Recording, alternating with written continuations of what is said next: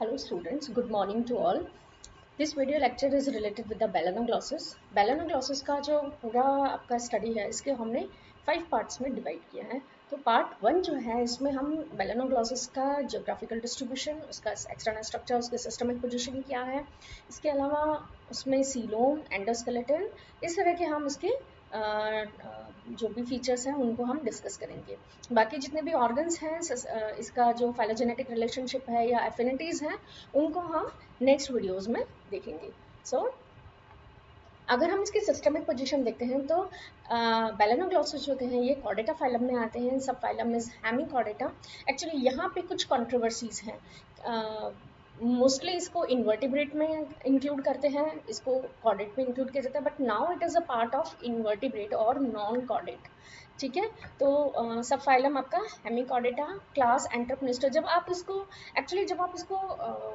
कहाँ पे पढ़ रहे हो उस पर डिपेंड करता है. जैसे मैंने ये जो आपकी कोटपाल बुक है वर्टिब्रेट की, वहाँ से प्रिपेयर किया है इसे, तो वहाँ पे इसको इनवर्टिब्रेट में रखा हुआ है, सॉरी वर्टिब्रेट में यानी कॉर्डेट में रखा हुआ है. लेकिन अगर आप इसे इन्वर्टिब्रेट जो है कोटपाल की वहाँ से स्टडी करेंगे तो ये वहाँ पे इन्वर्टिब्रेट में आपको शो किया हुआ है. तो सिस्टमिक पोजीशन जो होती है वो इस तरह से वेरी कर रही है, but it is now considered as independent phyla और इन द इन्वर्टिब्रेट. इसको हम जब इसकी फाइलोजेनेटिक सिग्निफिकेंस है, जो हमारा लास्ट वीडियो 5th जो है उसमें मैंने इसे डिटेल में लिया है कि हम इसके सिस्टमिक पोजीशन को किस तरह से मैनेज कर सकते हैं. सेकंड आ जाता है आपका सबफाइलम इज हेमिकॉर्डेटा. क्लास इसमें 2 होती हैं. अब डायलानोग्लॉसस बिलोंग्स टू एंट्रोपन्यूस्टा. फैमिली इसकी है टाइकॉडेरिडी. देन टाइप जो है इसका बैलेनोग्लॉसस. बैलेनोग्लॉसस जो आपका वर्ड है ये 2 ग्रीक वर्ड से मिलकर बना होता है. बैलेनोस, बैलेनोस मीन्स होता है एंड अपॉन, एक फ्रूट होता है ओक का, उससे. And glossa is for the tongue. तो यानी टंग लाइक स्ट्रक्चर, या आप इसको कह सकते हैं ओक लाइक, जो फ्रूट होता है ओक का उसके जैसे इसकी स्ट्रक्चर होती है. ज्योग्राफिकल डिस्ट्रीब्यूशन में देखेंगे तो ये मेराइन एनिमल होते हैं. एक्चुअली जितने भी आपके जो हेमिकॉर्डेटा, यूरोकॉर्डेटा एंड सेफेलोकॉर्डेटा हैं जो कि आपके लोअर कॉर्डेट्स में आते हैं, ये आपके एक्सक्लूसिवली मेराइन एनिमल्स होते हैं. तो हेमिकॉर्डेट्स भी कैसे हैं आपके एक्सक्लूसिवली मेराइन एनिमल्स हैं. इसकी लगभग 20 के करीब स्पीशीज जो होती हैं वो रिकॉर्ड की गई हैं ट्रॉपिकल एंड सब ट्रॉपिकल एरियाज से. यहाँ पे आप इसका देख सकते हैं स्ट्रक्चर. तो ये कैसे होते हैं हैबिट एंड हैबिटाट में बरोइंग होते हैं, एक्सक्लूसिवली मेराइन एनिमल्स होते हैं. ठीक है, इनकी बरो को यहाँ पे इसमें दिखाया हुआ है एंटीरियर और पोस्टीरियर. एंटीरियर जो रीजन होता है, पोस्टीरियर जो रीजन होता है ये आपका कंप्लीटली एक स्ट्रेट फॉर्म में प्रेजेंट होता है, जबकि मिडिल वाला जो होता है वो ट्विस्टेड फॉर्म में प्रेजेंट हो सकता है. ट्यूबिकल्स होती हैं, यू शेप्ड इनकी बरो होती हैं. इनकी बॉडी से क्या है, म्यूकस का सिक्रेशन होता है. तो ये म्यूकस जो है वो क्या करती है, जो सैंड पार्टिकल्स होते हैं इनकी बरो में उसके साथ एक स्टिक, एक उसको फर्म कर देती है उसको. ठीक है, उसकी बरो जो होती है वो कोलैप्स नहीं हो पाती है, उसको एक फर्मनेस प्रोवाइड कराती है. बरो जो है ये दोनों साइड से ओपन होती है. Spiral coils of the feces like casting of the earthworm may be seen at the posterior opening. यहाँ पे आप देख सकते हैं जो इसकी posterior opening है वहाँ पे क्या होता है, बहुत सारा इसका fecal matter जो होता है वो present रहता है. शेप साइज कलरेशन कैसा होता है, अगर कोई भी बरोइंग एनिमल होगा तो वो कैसा होगा, इलोंगेटेड होगा, सिलेंड्रिकल होगा, बाइलेक्ट्रिकल, सिमेट्रिकल होते हैं. हायर जितने भी आपके इन्वर्टिब्रेट हैं, सभी तरह के कॉर्डेट्स हैं, ये सब कैसे होते हैं, बाइलेक्ट्रल, सिमेट्रिकल होते हैं. Richly ciliated all over the cover, all over and covered with the mucus. Most forms are drab colored through the reddish tint are present. Several species are luminescent due to mucus and they have an offensive odor. ठीक है, body size को अगर हम देखते हैं तो इसके body को 3 पार्ट्स में डिवाइड कर सकते हैं, proboscis, collar and trunk, also known as protosome, mesosome and metasome. Proboscis की बात करेंगे तो यहाँ पे आप इसका स्ट्रक्चर देख सकते हैं. प्रोबोसिस होते हैं वो एंटीरियर मोस्ट पोर्शन होता है इसका, और ये राउंडेड या कॉनिकल शेप में प्रेजेंट हो सकता है. इसके अलावा अगर आप देखेंगे तो प्रोबोसिस जो कि होलो थिक मस्कुलर वॉल से मिलकर बना होता है. इसकी कैविटी को हम क्या कहते हैं, प्रोटोसील कहते हैं या प्रोबोसिस सीलोम कहते हैं. एंड प्रोबोसिस सीलोम जो होता है ये बाहर की तरफ एक प्रोबोसिस पोर के थ्रू कनेक्टेड रहता है. यानी प्रोबोसिस पोर के थ्रू प्रोबोसिस की जो सीलोम है वो एक्सटीरियर से कनेक्टेड रहते हैं. एक्सटीरियर क्या है इसका, सी वाटर है, यानी कि प्रोबोसिस की जो सीलोम है उसमें क्या फील्ड रहेगा, वाटर. सी वाटर जो होते हैं वो प्रेजेंट रहता है. In some species proboscis pore does not communicate with the outside environment but terminate blindly. तो कुछ स्पीशीज में जो होते हैं ये बाहर से कनेक्टेड रहता है, और कुछ में एक्चुअली मोस्टली स्पीशीज में जो होते हैं प्रोबोसिस पोर जो होते हैं वो एक्सटर्नल एनवायरनमेंट में कनेक्टेड रहता है। कुछ एक स्पीशीज में जो होता है ये बंद रहता है, ऐसा नहीं होता है। Beneath the proboscis stalk, proboscis pore जो होता है एक डिप्रेशन होता है जो कि यू शेप्ड एक डिप्रेशन होता है जिसे हम कहते हैं प्री ओरल सीलियरी ऑर्गन, वहां पे प्रेजेंट रहता है। प्रोबोसिस पोर जो है ये एक्चुअली आपके अकॉन वर्म, अकॉन जैसे इसकी स्ट्रक्चर थी, अकॉन का फ्रूट आप देखिएगा उसकी स्ट्रक्चर की तरह इसकी स्ट्रक्चर प्रेजेंट रहती है। Mouth pore which is always wide open and incapable of closing completely. तो एक्चुअल में ये माना जाता है कि प्रोबोसिस का जो माउथ होता है वो हमेशा खुला रहता है, लेकिन ऐसा नहीं होता। It can be close but it not permanent, it can not be completely closed. ठीक है, बंद कर सकता है, खोल सकता है, लेकिन कंप्लीटली क्लोज नहीं होता है इसको। It lies on the ventral side and it lips are ventral edges of the collar region. तो कहाँ पे प्रेजेंट होता है ये? वेंट्रल साइड में इसका माउथ प्रेजेंट रहता है। कॉलर की अगर हम बात करेंगे, कॉलर रीजन कैसा है? सेंट्रल रीजन होता है। कॉलर की जो सीलोम होती है इसे भी हम क्या, ये वाली सीलोम भी क्या है? प्रोबोसिस की सीलोम या आपके ट्रंक रीजन की जो सीलोम है उससे कनेक्टेड नहीं रहती है, एक्सटर्नल एनवायरनमेंट से कनेक्टेड रहती है। यानी कि कॉलर की जो सीलोम है उसमें भी क्या प्रेजेंट रहेगा? एक्सटर्नल वाटर यानी सी वाटर जो होते हैं वो इसमें प्रेजेंट रहता है। इसकी जो सीलोम होती है ये एक्चुअली में गिल पाउचेस जो होते हैं, first pair of gill pouches वहाँ पे ओपन होती है। जब हम रेस्पिरेटरी सिस्टम को समझेंगे तब हम इसको और भी अच्छे से क्लियरली आप देख पाएंगे कि किस तरह से कॉलर की जो सीलोम होती है वो गिल पोर्स के थ्रू एक्सटर्नल एनवायरनमेंट से कनेक्टेड रहती है। The surface of collar is often marked with elevations, depressions and specially circular grooves. The collar is also muscular and possesses two coelomic cavity called collar coelom. Trunk reason जो होता है इसका last reason होता है, largest reason होता है। Trunk is the elongated posterior part of the body. It is somewhat flat and annulated on the surface. It has a mid dorsal and mid ventral longitudinal ridge along its entire length for the accommodation of corresponding nerves and blood vessels. तो इसकी जो trunk reason होती है उसमें एक ventral ridge present होती है और एक डॉर्सल रिज प्रेजेंट होती है। डॉर्सल रिज जो होती है डॉर्सल साइड में प्रेजेंट होती है, वेंट्रल रिज वेंट्रल साइड में प्रेजेंट होती है, इसीलिए इसका नाम डॉर्सल वेंट्रल रिज रखा गया है। तो डॉर्सल रीजन जो होती है, डॉर्सल रिज या वेंट्रल रिज सेंट्रली अरेंज रहती हैं और पूरी बॉडी को दो इक्वली पार्ट्स में डिवाइड कर रही होती है। एक्चुअल में ये किसके अकोमोडेशन के लिए होती है? नर्व्स और ब्लड वेसल्स के अकोमोडेशन के लिए होती है। आप डायग्राम में भी क्लियरली देख सकते हैं, एक मिड डॉर्सल रिज आपको यहाँ पे नजर आ रही है। ठीक है, इसी तरह से वेंट्रल साइड में आप देखेंगे तो आपको माउथ नजर आएगा, इसके अलावा आपको मिड वेंट्रल रिज नजर आएगी। हिपेटिक जो ट्रंक रीजन होता है इसको हम तीन पार्ट्स में डिवाइडेड होता है, branchiogenital region, hepatic region and post hepatic region और पोस्टीरियर एब्डोमिनल रीजन होता है। ठीक है, तो ब्रेंकियोजेनाइटल रीजन जो होता है इसको हम दो पार्ट्स में डिवाइड कर सकते हैं। Branchial region that is related with the respiration, यानी यहाँ पे गिलपोर्स जैसे स्ट्रक्चर्स की बात करेंगे हम, एंड जेनाइटल रीजन तो आप यहाँ पे गोनाड्स की बात करेंगे। यानी कि जो ट्रंक रीजन का अपर मोस्ट पोर्शन है वहाँ पे आपको ब्रेंकियल रीजन और जेनाइटल रीजन दोनों नजर आएंगे, वहाँ के इन रीजन से रिलेटेड ऑर्गन्स नजर आएंगे। तो सबसे पहले हम स्टडी करते हैं ब्रेंकियोजेनाइटल रीजन की।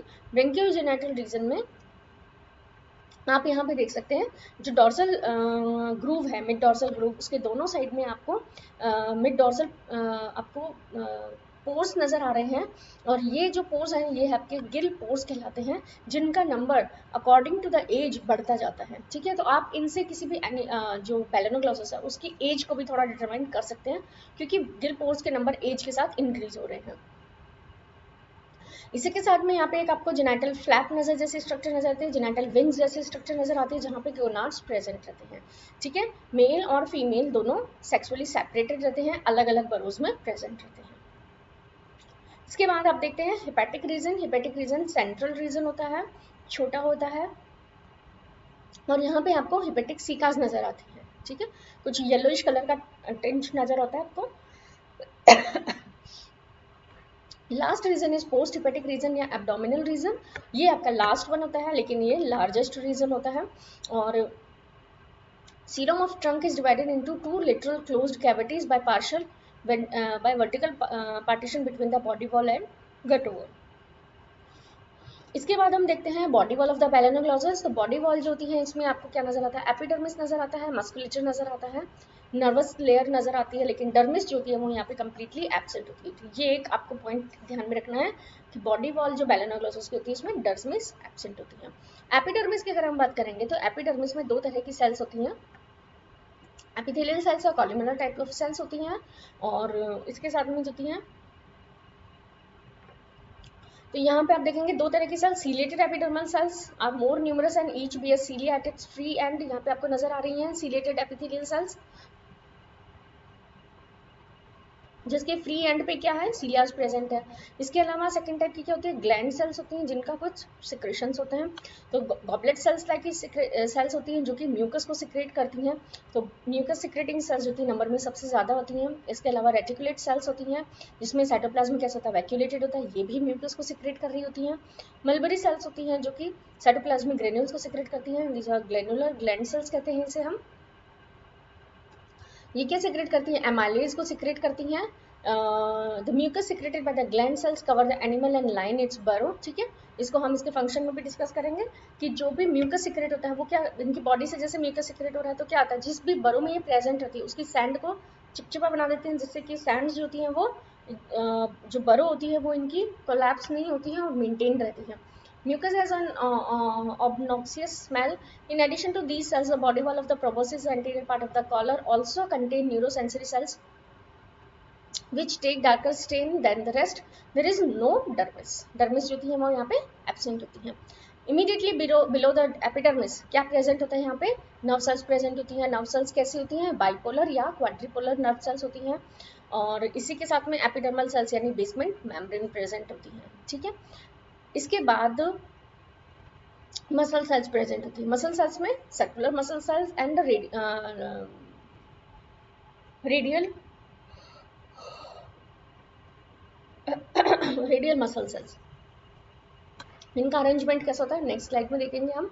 पहले हम इसके फंक्शंस को डिस्कस करते हैं कि फंक्शंस क्या होंगे बॉडी वॉल के. तो जो भी सेल्स हैं जो सिक्रेशंस कर रही हैं उसके अकॉर्डिंग इसके फंक्शंस, प्रोटेक्शन करती हैं बरों के by the secretion of mucus. इसके साथ में कुछ जो स्पीशीज होती है वहाँ पे बॉडी से होती है फॉल स्मेल निकलती है, जिसकी वजह से भी क्या होता है, इसका प्रोटेक्शन होता है, एनिमीज जो होती है इससे दूर रहते हैं.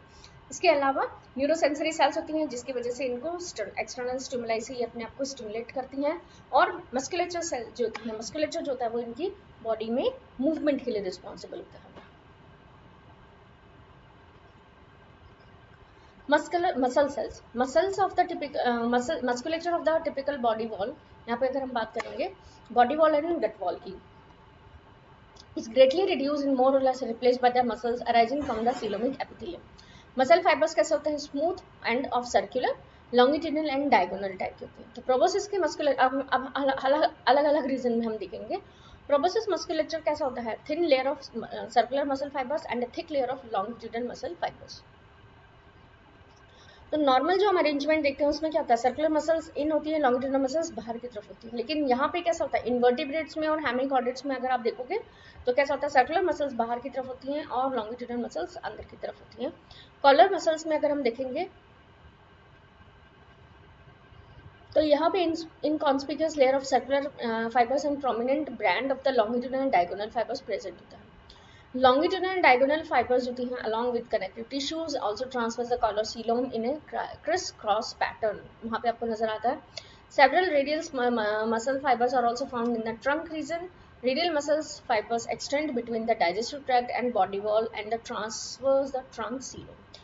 आपको इतना ज़्यादा इसको करने की ज़रूरत नहीं है क्योंकि अगर आपसे बॉडी वॉल पूछा जाता है तो बॉडी वॉल में आप एपिडर्मिस को एक्सप्लेन करिए, नर्व सेल्स को एक्सप्लेन करिए, मसल्स के बारे में इन शॉर्ट आप ये लिख सकते हैं सीलोम के लिए कि यहाँ पे आपको radial muscles and longitudinal muscles जो होती हैं, circular muscles and longitudinal muscles नजर आती हैं. सर्कुलर मसल्स जो होती हैं वो बाहर की तरफ होती हैं, लॉन्गिट्यूडनल मसल्स जो होती हैं अंदर की तरफ होती हैं, और मसल्स की वजह से बॉडी का मूवमेंट होता है. इतना ज़्यादा आपको यहाँ पे मेंशन करने की ज़रूरत नहीं है. सीलोम ऑफ बैलेनोग्लॉसस को अगर आप देखेंगे तो सीलोम क्या होती है, any internal cavity that is lined by the mesoderm. ठीक है, तो यहाँ पे अगर आप देखेंगे बैलेनोग्लॉसस में जो सीलोम होती है ये प्रोबोसिस में प्रेजेंट होती है, कॉलर में प्रेजेंट होती है एंड ट्रंक रीजन में प्रेजेंट होती है. प्रोबोसिस सीलोम जो होती है वो अनपेयर्ड होती है. ठीक है, कॉलर एंड ट्रंक की जो सीलोम होती है ये पेयर्ड होती हैं, दो पार्ट्स में डिवाइड होती है, एलिमेंट्री कैनाल के दोनों साइड में प्रेजेंट होती हैं। तो डॉर्सल मेसेंट्रीज एंड वेंट्रल मेसेंट्रीज के थ्रू ये दो पार्ट्स में डिवाइडेड रहती है। सबसे पहले हम देखेंगे प्रोबोसिस सीलोम। प्रोबोसिस सीलोम को अगर हम बात करें तो प्रोबोसिस सीलोम जो होती है बहुत ही नैरो होती है, क्योंकि मोस्टली जो सीलोम होती है ये ऑब्लिटरेट हो जाती है by the presence of connective tissue. तो यहाँ पे हम देख सकते हैं कि कनेक्टिव टिश्यू प्रेजेंट है, इसके अलावा मसल सेल्स भी प्रेजेंट होती हैं, और एक प्रोबोसिस कॉम्प्लेक्स प्रेजेंट होता है जो कि इसके सेंटर में प्रेजेंट होता है। प्रोबोसिस कॉलम कॉम्प्लेक्स में आपके बकल डायवर्टिकुलम प्रेजेंट होता है, ग्लोमेरुलस प्रेजेंट होता है, and central sinus and heart present होता है। तो ये चारों स्ट्रक्चर मिलके आपके प्रोबोसिस कॉलम कॉम्प्लेक्स को बनाती है। ये आपको पता होना चाहिए, कई बार ये क्वेश्चन पूछा जाता है कि प्रोबोसिस कॉम्प्लेक्स में कौन कौन सी स्ट्रक्चर्स इंक्लूड रहती हैं। डॉर्सल जो होती है इसमें, बाकी आप देखेंगे तो पूरा क्या है आपका कवर्ड है, सिर्फ सीलोम जो होती है ये सेंट्रल वन है, बाकी पूरी की पूरी सीलोम जो है ये आपके नर्वस लेयर्स हैं या आपके जो कनेक्टिव टिश्यूज हैं इससे फिल्ड रहती हैं। ठीक है, अब फिर आता है आपका कॉलर सीलोम। कॉलर सीलोम कैसी है, ये आपके पेयर्ड है, आप यहाँ पे देख सकते हैं। कॉलर सीलोम जो तीन दो प्रेजेंट होती है, वेंट्रल मेसेंट्रीज और डॉर्सल मेसेंट्रीज के थ्रू ये दो पार्ट्स में डिवाइडेड रहती है। तो two cavities are partitioned by the incomplete mid dorsal and mid ventral mesenteries. The collar coelom or mesocoel has two cavities lying side by side in the collar, one on each side between the collar wall and buccal cavity. तो collar wall और buccal cavity के बीच में आपको जो coelom नजर आती है that is known as collar coelom. Trunk coelom की अगर हम बात करेंगे तो ट्रंक रीजन में जो सीलोम प्रेजेंट होती हैं, जैसा कि आप यहाँ पे देख सकते हैं, ट्रंक सीलोम जो प्रेजेंट होती है ये भी क्या होती है, दो पार्ट्स में डिवाइडेड रहती है। The branchiogenital region, each cavity is further divided into lateral septum into dorsolateral and ventrolateral compartment. The trunk coelom is separated from the collar coelom and by collar trunk septum. The trunk coelom is obliterated by the trunk musculature. ठीक है, coelomic fluid की हम बात करेंगे। Coelomic fluid जो होता है ये कहाँ पे प्रेजेंट होता है, सिर्फ कॉलर ट्रंक सीलोम में। कॉलर सीलोम और प्रोबोसिस सीलोम को हमने पहले ही समझा था कि यहाँ पे इनकी जगह पे क्या प्रेजेंट होता है, एक्सटीरियर वाटर यानी एक्सटर्नल जो भी एनवायरनमेंट का होता है सब्सटेंस, वो इसमें प्रेजेंट रहता है। तो सीलोमोसाइट इसके अलावा सेल्स होती हैं जो कि सीलोम में प्रेजेंट होती है, किसमें, ट्रंक सीलोम में। एंड सीलोमोसाइट्स जो होती हैं ये आपके फेगोसाइटिक नेचर की मानी जाती है। लास्ट टॉपिक जो है इसमें हम एंडोस्केलेटन को देखेंगे। एंडोस्केलेटन जैसी कोई भी स्ट्रक्चर जो है इसमें एक टिपिकल कार्टिलेज की बनी हुई या बोन की बनी हुई एंडोस्केलेटन नहीं प्रेजेंट होता है, इसकी जगह कुछ स्टिफ स्ट्रक्चर्स प्रेजेंट होती है जिन्हें हम एंडोस्केलेटन कहते हैं। और ये स्टिफ स्ट्रक्चर जो होती हैं ये बेसमेंट मेम्ब्रेन की थिकनिंग से बनती हैं। ठीक है, तो all the structures that are present as endoskeleton known as buccal diverticulum, proboscis skeleton, branchial skeleton और पाइकोकॉर्ड, ये सभी आपकी किसकी बनी हुई है, बेसमेंट मेम्ब्रेन की थिकनिंग की। ये आपको याद रखना है, यहाँ पे बोन या कार्टिलेज जैसी कोई स्ट्रक्चर प्रेजेंट नहीं होती है। तो सबसे पहले हम बात करेंगे बकल डायवर्टिकुलम। बकल डायवर्टिकुलम एक बहुत इंपॉर्टेंट टर्म है विद रेफरेंस टू हेमिकॉर्डेटा और बैलेनोग्लॉसस, क्योंकि यही वो एक स्ट्रक्चर है जिसके बेस पे इसे हमने कॉर्डेट के होमोलोगस माना था। लेकिन बकल डायवर्टिकुलम को जब आप देखेंगे तो आप ये समझ सकते हैं कि बैलेनोग्लॉसस होती है वो एक कॉर्डेट स्ट्रक्चर नहीं होती है, क्योंकि कॉर्डेट क्या होता है, कॉर्डेट मीन्स नोटोकॉर्ड। तो बकल डायवर्टिकुलम को पहले नोटोकॉर्ड के होमोलोगस माना था, लेकिन ये homologous like notochord like structure नहीं है। ये आप इसको हम पढ़ते हैं ये क्या है, तो buccal diverticulum is a hollow pre oral outgrowth extending from the roof of buccal cavity into proboscis. यानी ये कॉलर रीजन की जो कॉलर की जो रूफ है वहां से ये ऑरिजिनेट होती हैं और कहाँ पे जाती हैं, प्रोबोसिस में जाती हैं। तो ये इस तरह से, ठीक है, प्रोबोसिस से निकली हुई है, कॉलर से निकली हुई है और प्रोबोसिस में ये एंटर कर रही है।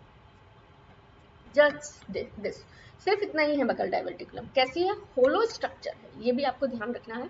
ठीक है, it was a long time also called as notochord और a stomochord on assumption that it represent the interior portion of the notochord of chordate. ऐसा माना जाता था कि ये आपकी कॉर्डेट लाइक स्ट्रक्चर है, लेकिन ऐसा नहीं है, ये कॉर्डेट नहीं है। नोटोकॉर्ड क्या आपकी एक्सटर्नल एक्टोडर्म से बनी हुई होती है, जबकि ऐसा नहीं है। कॉलर या ट्रंक जो है आपका किससे बना हुआ है, एंडोडर्म से बना हुआ है। Buccal diverticulum extended forward in some entrepreneurs and as a slender vermiform process or appendix. Buccal diverticulum is neither analogous nor homologous with the chordate notochord. Histologically is identical with the wall of buccal cavity. It is apparently nothing more than a pre-oral extension of gut. तो सिर्फ आप इसको गट का एक extension कह सकते हैं, pre oral reason में प्रेजेंट होती है, इसलिए प्री ओरल एक्सटेंशन। ये चीज आपको यहीं पे बहुत अच्छे से क्लियरली समझना है। बकर डायवर्टिकुलम का जो टॉपिक है, बकर डायवर्टिकुलम क्या है, क्यों हम बेलेनोग्लोसस को कॉर्डेट नहीं मानते, हम इसे नोटोकॉर्ड, हम इसे इन्वर्टिब्रेट या नॉन कॉर्डेट्स में रखते हैं, या एक आप इंडिपेंडेंट फाइलर रखते हैं, क्या कंट्रोवर्सी है बेलेनोग्लोसस की, ये सारा रिलेटेड है आपका बकर डायवर्टिकुलम से। मैं इसको आपका जो लास्ट वीडियो है 5th वीडियो, उसमें और भी थोड़ा डिटेल में देखूंगी क्या डिफरेंट व्यूज हैं जिसकी वजह से हम इसे कॉर्डेट नहीं मानते। तो उसमें मोस्ट इंपॉर्टेंट जो व्यू है जो आपका बकर डायवर्टिकुलम से है कि बकर डायवर्टिकुलम को आप नोटोकॉर्ड क्यों नहीं मानते। नोटोकॉर्ड का जो ओरिजिन है वो अलग तरीके से है, बकर डायवर्टिकुलम का जो ओरिजिन है वो अलग तरीके से क्लियरली यहाँ पे लिखा हुआ है कि नोटोकॉर्ड जो आपका बकर डायवर्टिकुलम है ये कॉलर रीजन से ओरिजिनेट होता है और प्रोबोसिस में एंटर करता है। So this is just a pre oral extension of the gut, nothing like that, nothing else.